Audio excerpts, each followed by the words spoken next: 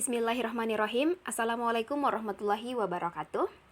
Perkenalkan, saya Hartatiah Jasnar dari jurusan Pendidikan Matematika angkatan 2018, tepatnya di kampus Universitas Islam Negeri Alauddin Makassar.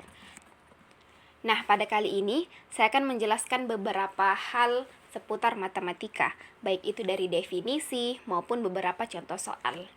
Nah, yang pertama, di sini saya akan menjelaskan beberapa definisi-definisi yang sering kita dengar atau yang sering kita gunakan dalam pembelajaran matematika.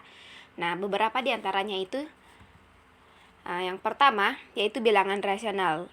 Jadi, bilangan rasional adalah bilangan yang dapat dinyatakan dalam bentuk A per B dengan A dan B itu merupakan anggota bilangan bulat, serta B itu tidak boleh sama dengan 0. Kemudian, ini beberapa contoh-contoh bilangan rasional seperti 1/2, kemudian 1/3, atau 1, 2, dan seterusnya. Jadi, semua bentuk bilangan dari bilangan bulat yang dapat kita bentuk dalam A per B itu dimaksud dengan itu termasuk bilangan rasional.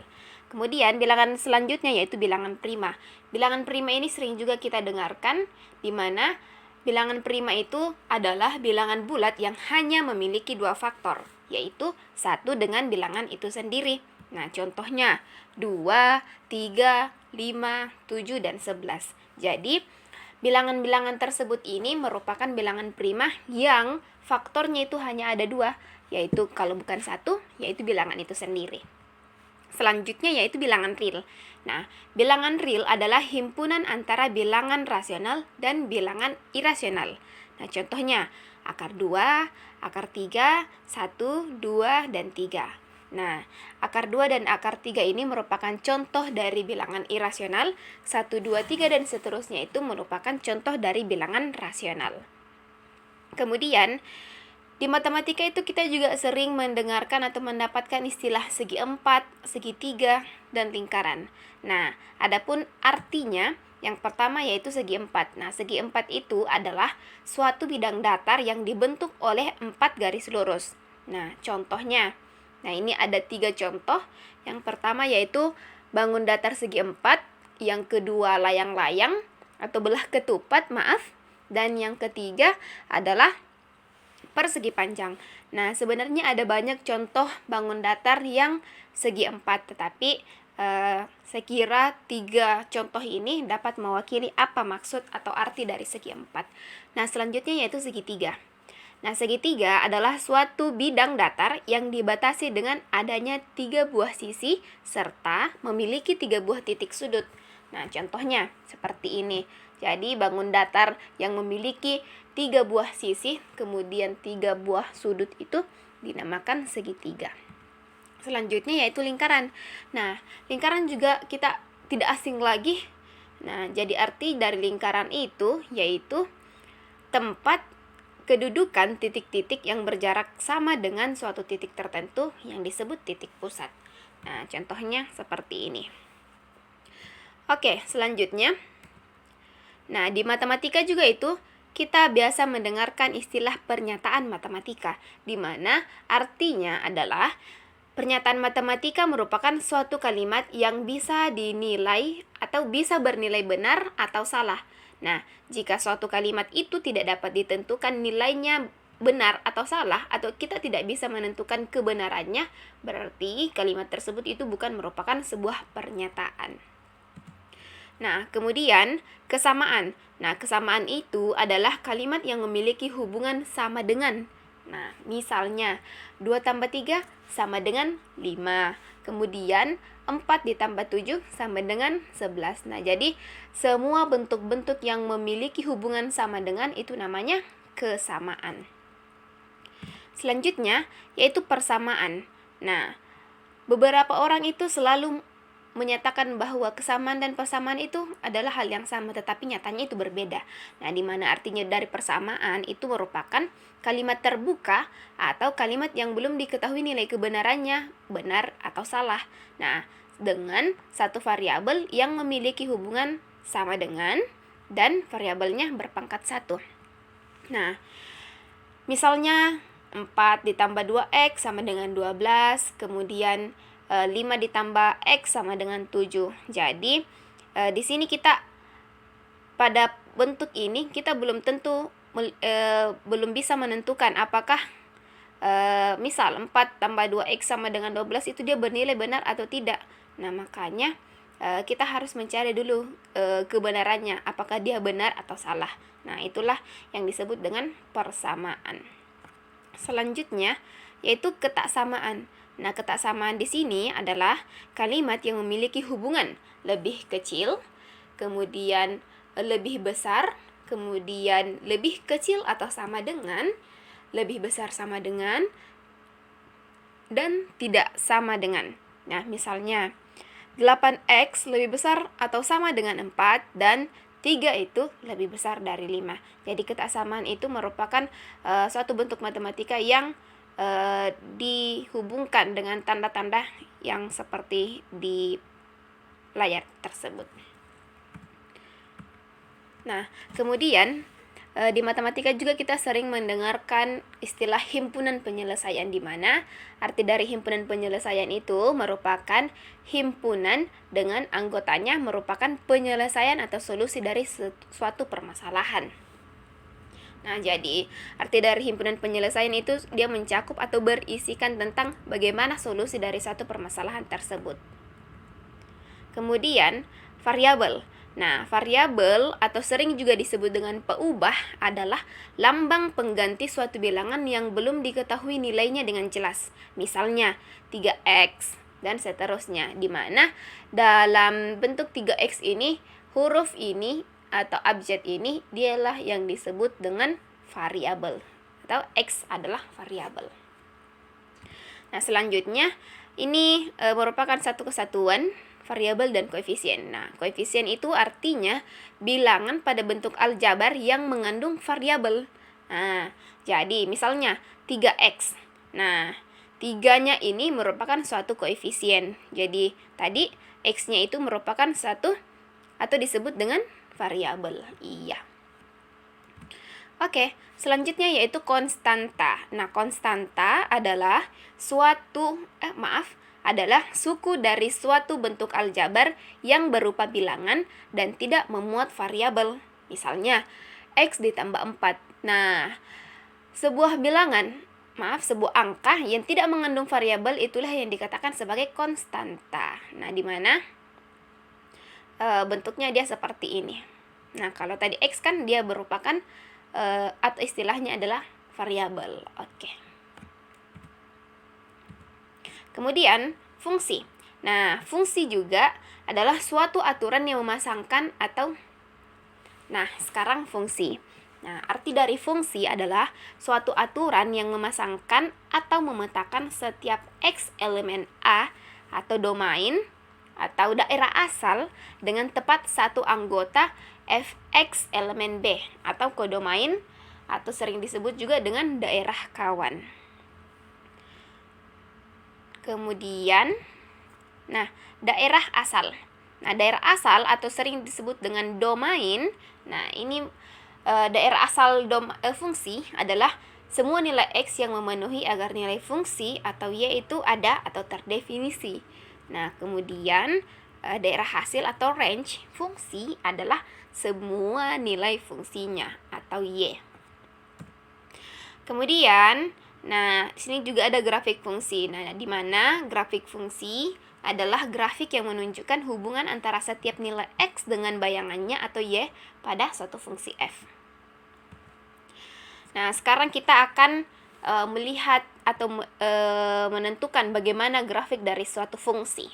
Nah, yang pertama ini contoh 1, yaitu bagaimanakah bentuk dari grafik melalui fungsi y sama dengan nilai mutlak x kurang 1. Nah, cara untuk menyelesaikannya, cara untuk menyelesaikan soal seperti ini, kita menentukan dulu titik potongnya. Sini ada x dan y, kita substitusi saja.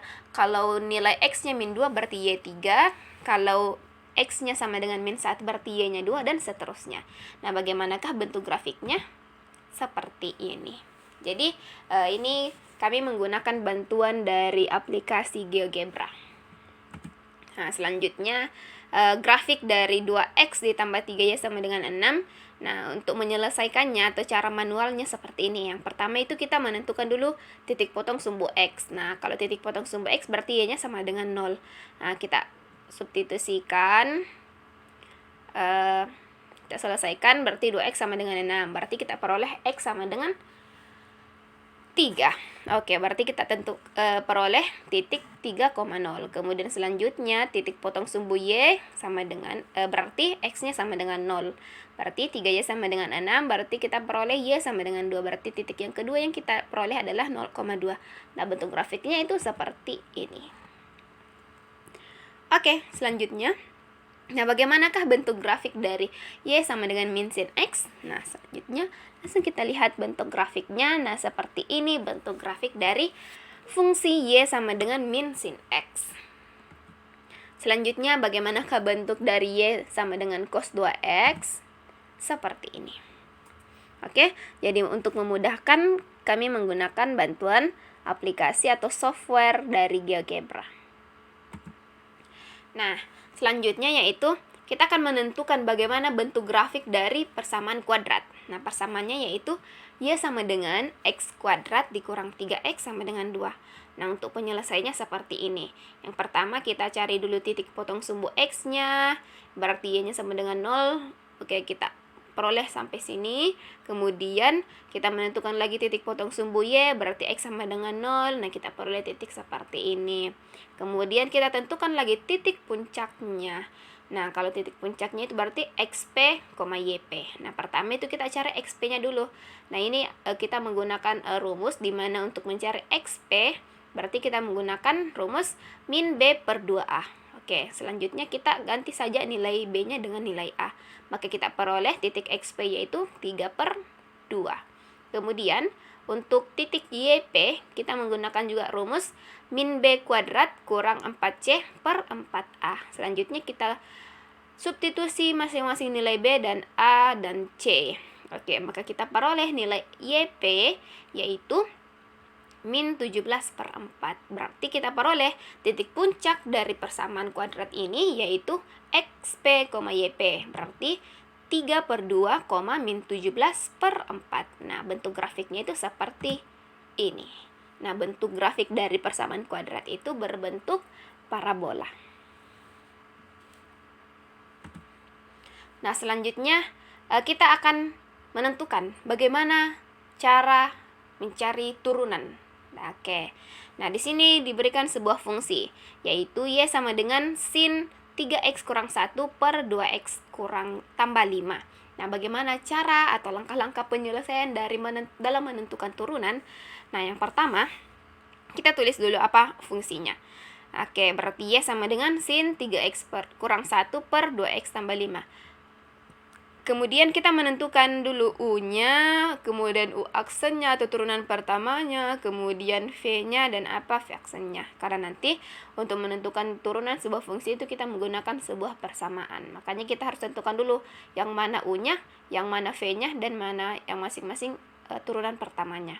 Nah, untuk u-nya itu berarti 3x kurang 1. Berarti u aksennya atau turunan pertamanya yaitu 3. Kemudian V yaitu 2X tambah 5 berarti V aksennya sama dengan 2. Oke, untuk menentukan turunan dari sebuah fungsi, berarti pertama itu kita tentukan dulu untuk du dx-nya. Nah, berarti kita gunakan rumus u aksen V dikurang uv aksen per V kuadrat. Nah, berarti kita substitusi saja yang sudah kita peroleh tadi. U aksen berapa, V berapa, dan V aksennya berapa. Oke, kita substitusi masing-masing. Nah, setelah itu, nah, ini untuk Y-nya ini fungsinya berarti kita, kan tadi sudah diistilahkan bahwa yang dalam kurung ini merupakan U. Berarti di sini kita bisa peroleh bahwa Y sama dengan sin U. Kemudian untuk dy du yaitu cos U.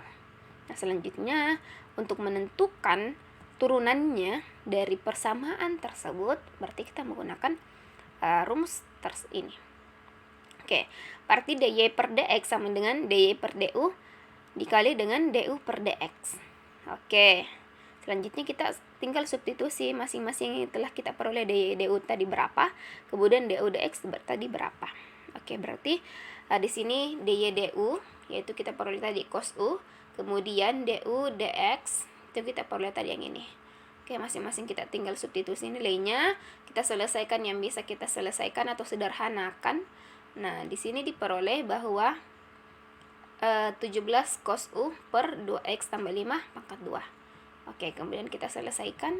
Nah, alhasil nilainya yaitu 17 cos U per 2x tambah 5 per 2x tambah 5 pangkat 2. Kemudian untuk soal selanjutnya menentukan turunan. Nah, di sini diberikan sebuah persamaan fungsi bahwa cos pangkat 3 4x kuadrat ditambah 1. Untuk menentukan turunannya, nah pertama kita misalkan dulu. Jadi untuk persamaan ini merupakan U. Kita misalkan U, berarti U sama dengan cos 4x kuadrat ditambah 1. Kemudian V-nya yang dalam kurungnya. Nah, V-nya berarti 4x kuadrat ditambah 1. Nah, selanjutnya U di sini sama dengan min sin V. Min sin V berarti Y sama dengan U pangkat 3. Nah, selanjutnya dy dx sama dengan 3U kuadrat dikali min sin V kali 8x. Turunan Y terhadap X. Selanjutnya dy dx berarti ini sama dengan min 24 cos pangkat 2 4x kuadrat ditambah 1 dikali sin 4x kuadrat tambah 1x. Selanjutnya kita tentukan dy dx-nya. Berarti min 24x cos pangkat 2 4x pangkat 2 tambah 1 dikali sin 4x pangkat 2 ditambah 1. Nah, setelah kita sederhanakan dari beberapa ini, maka kita perolehlah bahwa dy dx itu sama dengan min 12x cos 4x pangkat 2 ditambah 1 sin 8x pangkat 2 ditambah 2. Nah, selanjutnya kita masuk dalam soal bagaimana cara menentukan integral atau nilai integral dari suatu fungsi. Nah, di sini diberikan soal tentukanlah integral dari Euler pangkat x sin x dx. Nah, cara untuk penyelesaiannya, nah yang pertama kita misalkan dulu U itu sama dengan E pangkat X, kemudian DU berarti E pangkat X Euler pangkat X dx, kemudian dV-nya yaitu sin X dx, kemudian V-nya berarti cara untuk menentukan V-nya berarti dV tadi kita integralkan, berarti integral dari sin X dx itu sama dengan min cos X. Oke, kenapa di sini diintegralkan? Ya, karena kebalikan dari turunan adalah integral. Oke, kemudian kita selesaikan. Berarti min Euler pangkat X cos X dikurang dengan integral min E pangkat X cos X dx. Berarti ketika kita sederhanakan maka kita peroleh min Euler pangkat X cos X ditambah integral. Kenapa berubah menjadi tambah? Karena di sini ada negatif ketemu negatif. Oke, berarti menjadi integral E pangkat X cos X dx. Nah, selanjutnya dari sini kemudian ketika sudah sampai di sini ternyata kita masih menemukan bentuk seperti ini lagi. Nah, selanjutnya kita cari lagi bagaimana integralnya dari bentuk yang ini. Berarti kita cari lagi E pangkat X cos X dx. Kita misalkan lagi seperti yang tadi, U-nya, kemudian DU-nya, DV, kemudian V-nya apa. Nah, setelah itu kita peroleh berarti Euler pangkat X sin X dx berarti min Euler X cos X ditambah Euler pangkat X sin X itu dikurang dengan integral E pangkat X sin X dx. Maka kita peroleh Setelah kita sederhanakan, kita buka kurungnya, berubah menjadi seperti ini.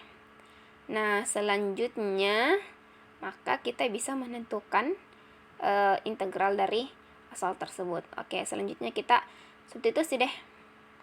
Berarti Euler pangkat X sin X dx ditambah integral Euler pangkat X sin X dx itu sama dengan E pangkat X sin X dikurang E pangkat X cos X tambah C. Oke, karena ini nih bentuknya sama, berarti langsung kita sederhanakan menjadi 2 dikali integral E pangkat X sin X dx. Dan penyelesaiannya seperti ini. Kemudian koefisien di sini kita pindahkan ke ruas kanan, maka berubah menjadi integral E pangkat X sin X dx itu sama dengan 1/2 E pangkat X sin X kurang cos X ditambah C. Nah, selanjutnya soal berikutnya yaitu tentukan integral dari integral sin pangkat 3 X dx. Jadi penyelesaiannya yaitu integral sin pangkat 3 X dx sama dengan ini bentuk sin pangkat 3 X dx itu kita bisa sederhanakan menjadi bentuk kuadrat. Jadi perubahannya itu dia seperti ini. Integral sin X pangkat 2X dikali sin X dx. Nah, kenapa seperti itu? Karena nilai dari antara ruas kanan dan ruas kiri itu tetap sama, tapi kita hanya merubah bentuknya saja. Oke, selanjutnya sin kuadrat X itu kita bisa lagi ubah ke dalam bentuk yang lain, yaitu 1 dikurang cos kuadrat X dx, cos kuadrat X dikali sin X.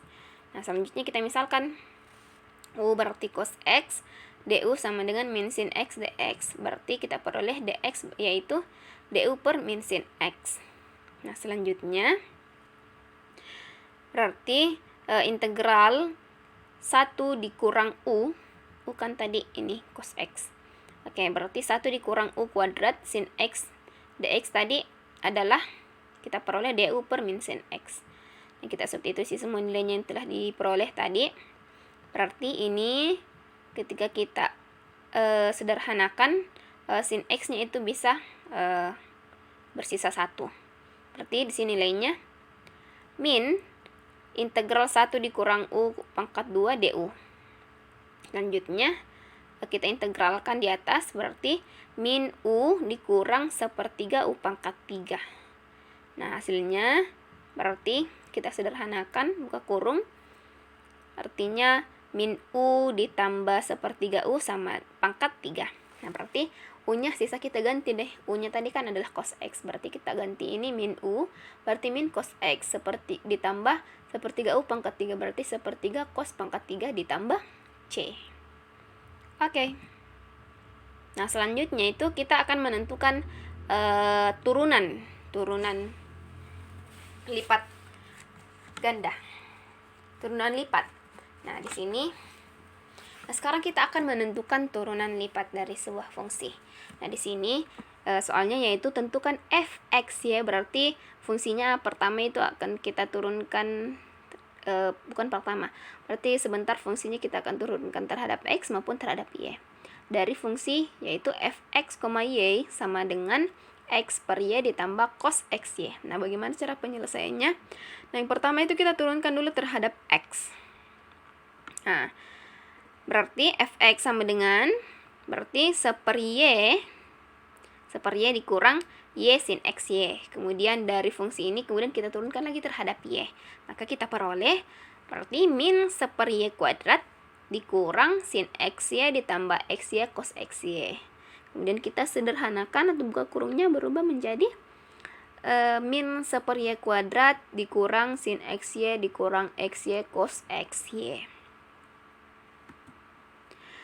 Oke, tadi kita sudah membahas tentang integral maupun turunan atau sebaliknya. Nah, sekarang kita masuk ke materi matriks. Nah, di sini dari contoh soal matriks ini diberikan 2 buah matriks, yaitu matriks A dan matriks B, di mana masing-masing kedua matriks ini berbentuk matriks 3 kali 3. Kemudian kita diarahkan untuk menentukan bagaimana berapa hasil dari matriks A dikali matriks B, kemudian matriks B dikali matriks A, kemudian berapa determinan A, kemudian berapa determinan B. Oke, yang pertama itu kita akan menentukan berapa nilai dari atau bentuk dari matriks A dikali matriks B. Oke, selanjutnya kita masing-masing substitusi matriks. Nah, kemudian untuk menentukan matriks, berarti kita lakukan perkalian cara untuk menyelesaikan matriks A dikali matriks B itu berarti baris dikali kolom.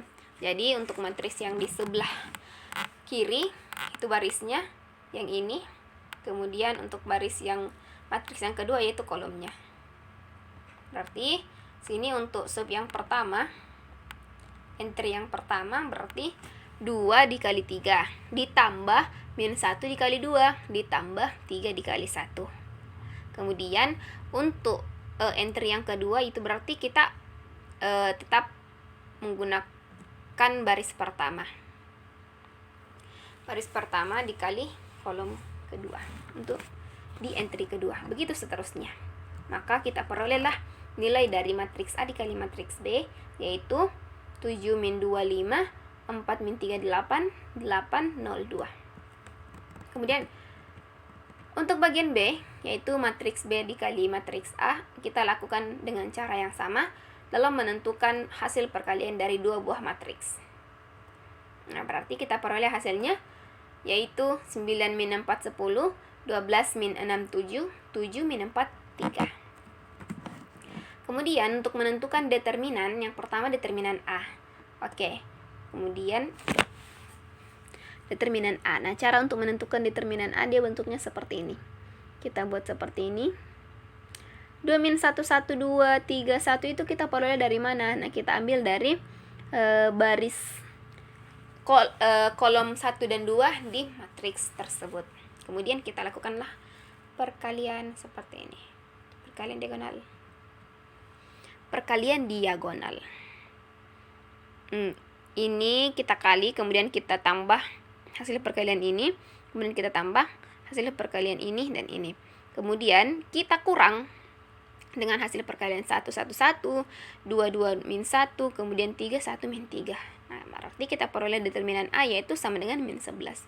Begitu pula dengan determinan B, kita lakukan dengan cara yang sama, berarti kita peroleh determinan B sama dengan 2. Oke, selanjutnya saya juga akan menjelaskan dalam matematika itu atau dalam dunia pendidikan kita tidak asing lagi dengan istilah pendekatan, strategi, metode, teknik, dan model pembelajaran. Nah, apakah arti dari masing-masing ini? Kenapa ada istilah-istilah seperti ini dalam matematika? Oke, kita lihat. Nah, di sini diberikan penjelasan bahwa pendekatan pembelajaran adalah titik tolak ukur suatu sudut pandang kita terhadap proses pembelajaran. Kemudian, jadi pendekatan pembelajaran ini merupakan suatu titik tolak ukur kita untuk melihat bagaimana tingkat keberhasilan dari pembelajaran yang dilakukan. Kemudian strategi pembelajaran. Nah, strategi pembelajaran adalah perencanaan yang berisi tentang rangkaian kegiatan yang didesain untuk mencapai tujuan pendidikan tertentu. Kemudian, metode pembelajaran. Metode pembelajaran adalah prosedur atau cara yang digunakan untuk mengimplementasikan rencana yang sudah disusun dalam bentuk kegiatan yang nyata dan praktis untuk mencapai tujuan pembelajaran. Teknik pembelajaran. Nah, teknik pembelajaran itu adalah cara yang dilakukan seseorang dalam rangka mengimplementasikan suatu metode. Selanjutnya yaitu model pembelajaran. Nah, model pembelajaran adalah bentuk pembelajaran yang tergambar dari awal sampai akhir yang disajikan secara khas oleh guru di dalam ruang kelas atau dalam proses pembelajaran. Nah, ketika kita lihat masing-masing definisi dari istilah-istilah tersebut, sepertinya ini kurang lebih sangat saling berhubungan antara satu sama lain. Nah, untuk melihat bagaimana hubungannya, Nah, jadi pendekatan itu kan merupakan tolok ukur untuk melihat sudah sejauh mana proses pembelajaran itu tercapai. Nah, untuk mencapai tujuan tersebut, maka dibuatlah strategi pembelajaran, yaitu perencanaan yang berisi rangkaian dari awal hingga akhir proses pembelajaran. Nah, di sini dalam strategi pembelajaran itu dibuatlah rencana kita sebagai seorang pengajar, apa yang harus kita lakukan dari awal hingga akhir proses pembelajaran itu. Nah, contohnya saja bagaimana contoh-contoh strategi pembelajaran, yaitu strategi pengorganisasian, strategi penyampaian, dan strategi pengolahan. Kemudian, untuk mengimplementasikan atau bagaimana cara mengimplementasikan rencana yang telah disusun, maka digunakanlah metode pembelajaran. Nah, beberapa metode-metode pembelajaran dalam proses pembelajaran, yaitu pertama metode diskusi, metode eksperimen, maupun metode demonstrasi, serta metode simulasi. Kemudian, dalam proses menyampaikan metode ini, dalam proses pembelajaran dalam kelas, agar lebih menarik, maka dibutuhkanlah bagaimana cara menyampaikan suatu metode secara spesifik, di mana inilah yang disebut dengan teknik pembelajaran.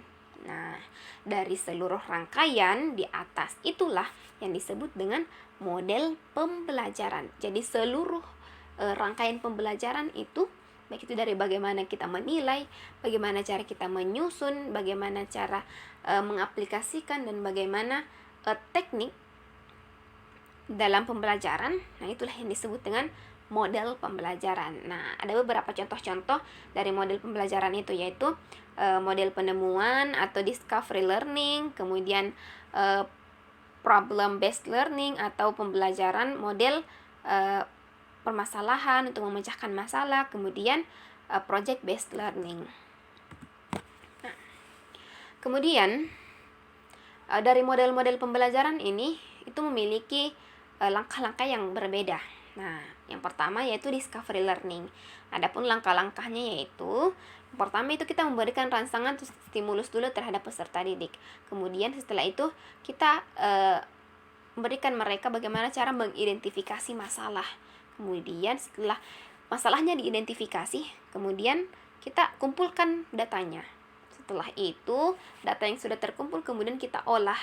Nah, setelah diolah, kita akan buktikan bagaimana solusi dari permasalahan tersebut. Setelah itu, setelah kita membuktikan, kira-kira apa kesimpulannya? Nah, seperti itu. Kemudian bagaimana dengan problem based learning atau pembelajaran berbasis masalah? Nah, yang pertama itu kita orientasi atau perkenalkan dulu siswa terhadap suatu masalahnya. Nah, kemudian kita akan mengorganisasi siswa untuk belajar.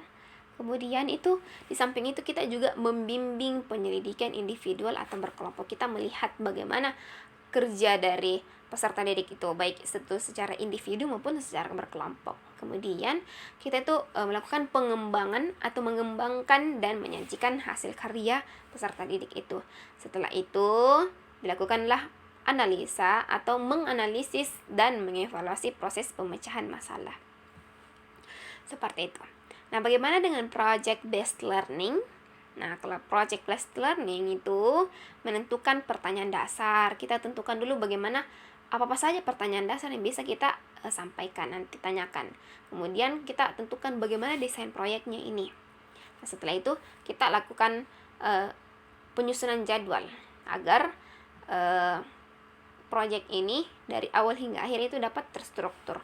Kemudian, setelah menyusun penjadwalan ini, kan sudah ada rencana kapan akan kita lakukan tahap ini, dan tahap selanjutnya. Nah, setelah itu, di samping itu kita juga memonitor kemajuan proyek, sudah sejauh mana mereka kerjakan setelah dari jadwal yang telah dibuat. Nah, setelah itu dilakukanlah penilaian hasil. Setelah melakukan penilaian hasil, dilakukanlah tahap akhir, yaitu evaluasi pengalaman. Nah, dalam pembelajaran itu kita tidak akan pernah lepas dari RPP.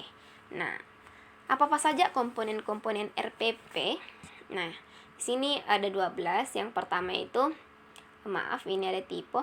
Jadi yang pertama itu harus ada identitas pembelajaran. Maksudnya ini pembelajaran mata pelajaran apa dan sebagainya. Kemudian apa tema atau subtema pembelajaran. Selanjutnya ada juga dalam RPP harus ada standar kompetensi atau kompetensi inti atau tahapan pencapaian perkembangan. Setelah itu harus juga terdiri dari kompetensi dasar, kemudian indikator, tujuan pembelajaran, kemudian apa materi pembelajarannya, apa isi materinya, kemudian metode apa yang digunakan dalam proses pembelajaran, kemudian media apa saja yang digunakan pada saat pembelajaran, kemudian dari mana saja sumber belajarnya, kemudian apa langkah-langkah atau skenario pembelajaran. Setelah itu, terakhir yaitu penilaian hasil belajar. Oke. Baik. Nah, selanjutnya dari penjelasan-penjelasan yang telah saya paparkan tadi, nah sekarang saya akan menjelaskan sedikit atau gambaran kecil dari skripsi penelitian saya sebagai syarat untuk mencapai gelar sarjana pendidikan di jurusan pendidikan matematika ini.